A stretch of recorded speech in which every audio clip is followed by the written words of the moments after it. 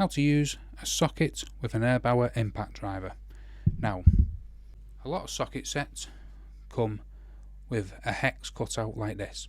However, if you have a socket like this, you see this socket doesn't have the hex cut out.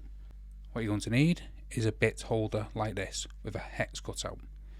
We then slip the collar forward all the way back, release. Now this is in place. We then get our socket, enter it into our bit holder.